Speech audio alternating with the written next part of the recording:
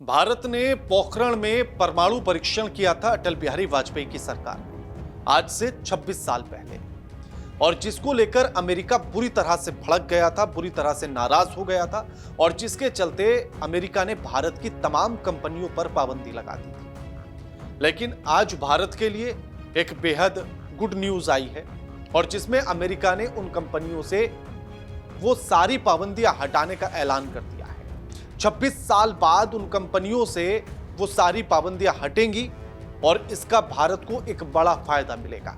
आखिर भारत को फायदा क्या कुछ मिलेगा और कौन कौन सी कंपनियों से ये जो पाबंदियां हैं वो हटेंगी, और साथ ही उन कंपनियों को किस स्तर पर फायदा मिलेगा और भारत के लिए कितना फायदेमंद होगा। नमस्कार, मैं आपके साथ के राणा, इंडिया 27 देख रहे हैं आप। आज से 26 साल पहले अटल बिहारी वाजपेयी की सरकार जब पोखरण में परमाणु परीक्षण किया गया, अमेरिका और तमाम देशों के मना करने के बाद भी अटल बिहारी वाजपेयी ने वो साहस दिखाया और पोखरण में परमाणु परीक्षण किया और दुनिया को यह बता दिया कि भारत भी परमाणु शक्ति है।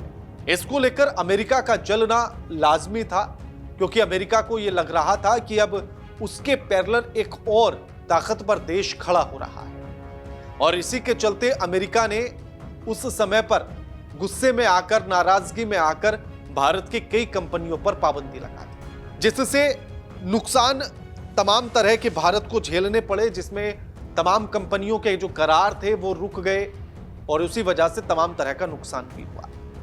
लेकिन अब अमेरिका ने उन सारी कंपनियों से वो पाबंदी हटाने की बात कर दी है।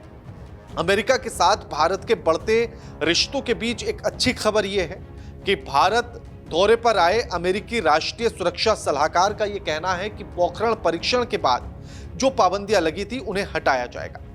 और साथ ही एक और बड़ी बात यह कही कि वो जो पाबंदियां लगाई थी अमेरिका ने उसको खुद की गलती माना है। अमेरिका के जो सलाहकार आए हैं उन्होंने यह भी कहा कि जो गलतियां पहले हुई हैं उन्हें सुधारने का यह मौका भी है।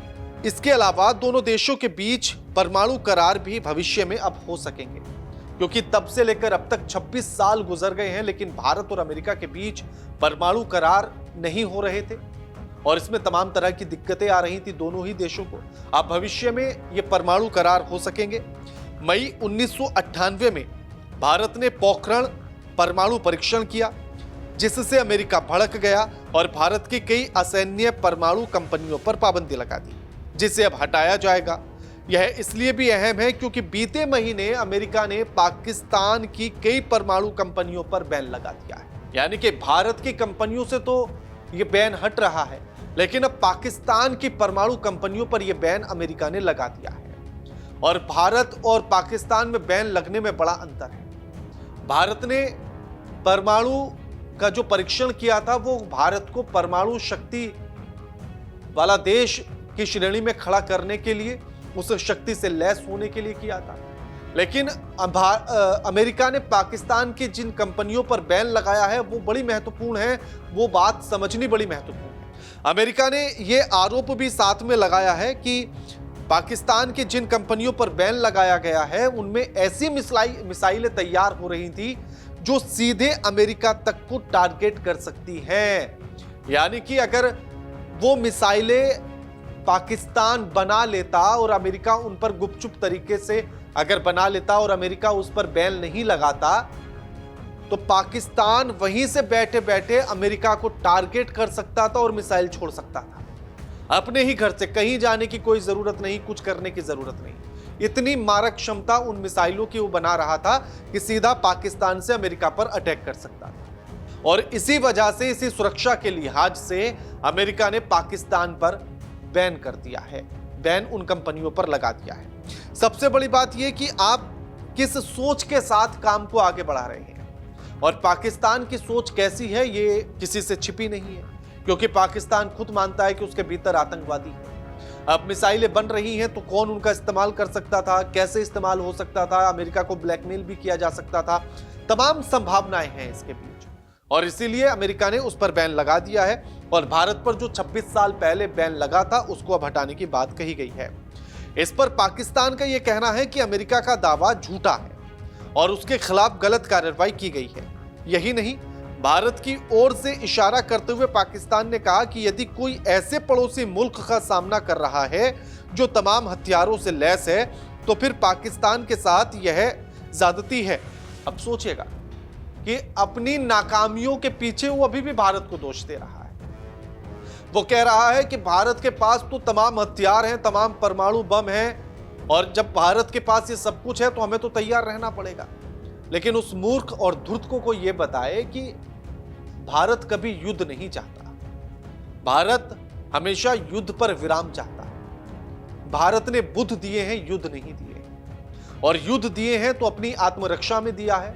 अगर तुम थप्पड़ मारने की कोशिश करोगे तो यहां सिर्फ गांधी जी की बात मानकर दूसरा गाल आगे नहीं किया जाएगा, बल्कि भगत सिंह, चंद्रशेखर आजाद और सुभाष चंद्र बोस को भी यह देश उसी तरह से मानता है, उनके आदर्शों पर वैसे ही चलता है। तो अगर गाल पर थप्पड़ मारने की कोशिश भी करोगे, सोचोगे भी, तो हाथ तोड़ना भी जानता है। तो हम अपनी ताकत हमारे पास है, हथियारों से लैस हम हैं, लेकिन उससे डरने की जरूरत नहीं।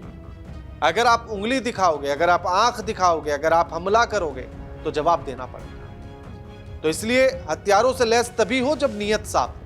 अमेरिका की नीयत साफ नहीं है।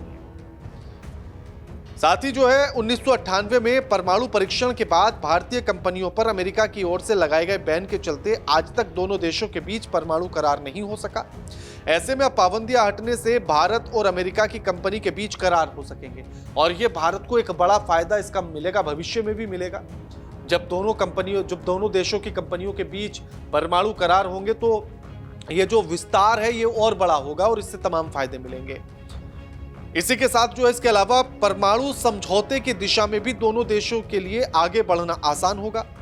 जेक सुलिवन, जो राष्ट्रीय सलाहकार हैं, ने आईआईटी दिल्ली में सोमवार को यह बात कही है। अब इसमें सबसे महत्वपूर्ण यह कि आखिर सारी बाधाएं हट जाएंगी, साथ आगे चलेंगे, और कौन कौन सी कंपनियां हैं जिनसे यह बैन हटेगा। जेक सुलिवन ने कहा कि आज मैं इस बात की घोषणा कर सकता हूं कि अमेरिका जरूरी कदम उठा रहा है।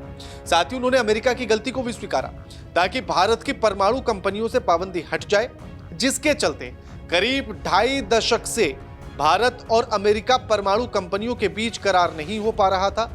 उन्होंने कहा कि इस संबंध में औपचारिक कार्यवाही जल्द ही शुरू की जाएगी। उन्होंने कहा कि इससे बीते दौर की गलतियों को भी खत्म करने का मौका मिलेगा, यानी कि 26 साल पहले भारत की कंपनियों पर बैन लगाकर, पाबंदी लगाकर जो अमेरिका ने गलतियां की हैं उनको भी सुधारने का मौका मिलेगा। यही उन्होंने कहा कि बीते दौर की जो गलतियां उन्हें खत्म करने का मौका मिलेगा। इसके अलावा भविष्य में परमाणु समझौते की ओर आगे बढ़ेंगे। साथ ही उन्होंने कहा कि हमारे निजी सेक्टर, वैज्ञानिक और तकनीकी क्षेत्र के लोग आपसी सहयोग के माध्यम से आगे बढ़ सकेंगे। और किन किन कंपनियों से जो है ये बैन हटेगा उस पर ध्यान दीजिए। 1998 में जिन कंपनियों पर पाबंदी लगी थी उनमें थी भाभा एटॉमिक रिसर्च सेंटर का department of atomic energy, Indira Gandhi centre for atomic research, Indian rare earths nuclear reactor आदि शामिल हैं। ये 4-5 कंपनियां हैं जिनमें भाभा एटॉमिक रिसर्च सेंटर का डिपार्टमेंट ऑफ एटॉमिक एनर्जी है, Indira Gandhi centre for atomic research है, इंडियन रेयर अर्थर्स है, और साथ ही न्यूक्लियर रिएक्टर्स हैं, ये शामिल हैं। साथ ही उन्होंने कहा कि अब सुलिवन ने कहा है कि हम देखेंगे कि अगला दशक अहम होगा। भारत और अमेरिका की कंपनियां मिलकर काम करेंगी। सेमीकंडक्टर तकनीक पर भी हम काम करेंगे। साथ ही भविष्य की चुनौतियों को देखते हुए यह सहयोग अहम रहेगा। सुलिवन ने कहा कि सेमीकंडक्टर तकनीक पर भारत पहला देश है जिसके साथ अमेरिका काम कर रहा है। यानी कि मैं जिस बात को कह रहा था कि तमाम फायदे मिलेंगे, एक बड़ा फायदा यह होगा कि हमारी इन कंपनियों से बैन हटेगा और फिर साथ में जो है अमेरिका और भारत की कंपनियां मिलकर करार कर सकेंगी, आगे बढ़ेंगी। साथ ही सेमीकंडक्टर को लेकर भी करार होगा, और सेमीकंडक्टर का जो अभी तक हब ताइवान कहा जाता है, अब वो हो सकता है कि अगला हब भारत बन जाए सेमीकंडक्टर का। और सेमीकंडक्टर पूरी दुनिया में इसकी एक बड़ी डिमांड है, और जो अभी तक ताइवान ही मैक्सिमम डिमांड को पूरा करता है, उनमें एक बड़ा हिस्सा फिर भारत भी निभाएगा और अमेरिका उसमें साथ में होगा। अब इस पूरे मामले को लेकर आप किस तरह से सोचते हैं, समझते हैं, कमेंट करके बताइए। वीडियो लाइक कीजिए, चैनल को सब्सक्राइब कीजिएगा। नमस्कार।